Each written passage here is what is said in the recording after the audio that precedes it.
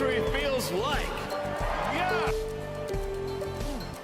And we're going to take Elon মাস্কের department of government efficiency রোববার বলেছে, ভারতে ভোটারদের উপস্থিতি বাড়ানোর লক্ষ্যে $21 মিলিয়ন একটি প্রোগ্রাম এবং বাংলাদেশের রাজনৈতিক ল্যান্ডস্কেপকে শক্তিশালী করার লক্ষ্যে নির্ধারিত $29 মিলিয়ন কর্মসূচি কমানোর সিদ্ধান্ত নিয়েছে যুক্তরাষ্ট্র।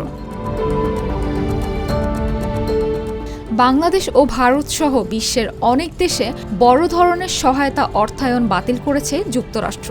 এর মধ্যে রাজনৈতিক স্থিতিশীলতার জন্য বাংলাদেশের $29 মিলিয়ন কর্মসূচিও বাতিল করা হয়েছে। একই সঙ্গে ভারতের জন্য নির্ধারিত $21 মিলিয়ন কর্মসূচিও বাতিল করেছে যুক্তরাষ্ট্র। বিশ্বের অন্যতম শীর্ষ ধনকুবের ও বৈদ্যুতিক গাড়ি নির্মাতা প্রতিষ্ঠান টেসলার প্রধান নির্বাহী কর্মকর্তা ইলন মাস্কের নেতৃত্বাধীন যুক্তরাষ্ট্রের নতুন দপ্তর ডিপার্টমেন্ট অব গভর্নমেন্ট এফিসিয়েন্সি এই ঘোষণা দিয়েছে।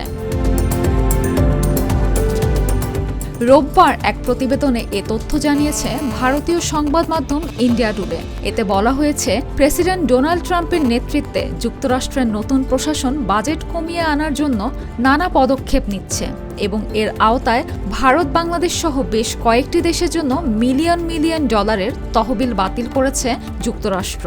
যুক্তরাষ্ট্রের পক্ষ থেকে আন্তর্জাতিক সাহায্যের বৃহত্তর কাটছাঁটের অংশ হিসেবে এই সিদ্ধান্ত নেওয়া হয়েছে।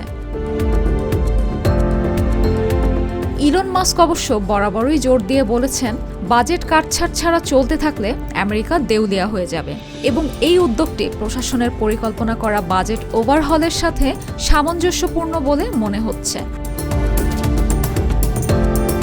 ডোনাল্ড ট্রাম্প ভারতের প্রধানমন্ত্রী নরেন্দ্র মোদীর সাথে দেখা করার কয়েকদিন পরেই ভারতে সহায়তার বিষয়ে এই ঘোষণা দেওয়া হয়েছিল।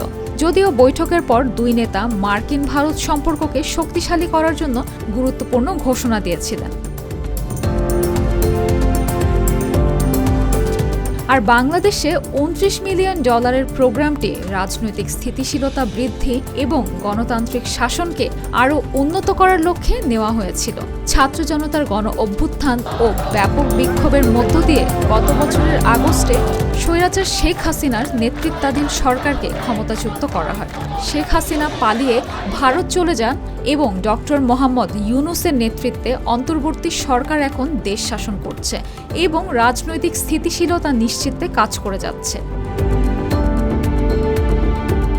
এদিকে ইলন মাস্কের ডিপার্টমেন্ট অব গভর্নমেন্ট এফিসিয়েন্সির এই সিদ্ধান্তের ফলে বাংলাদেশ ও ভারত ছাড়া অন্যান্য দেশেও প্রভাবিত হতে পারে। মেরিন আমিন, জিটিভি নিউজ।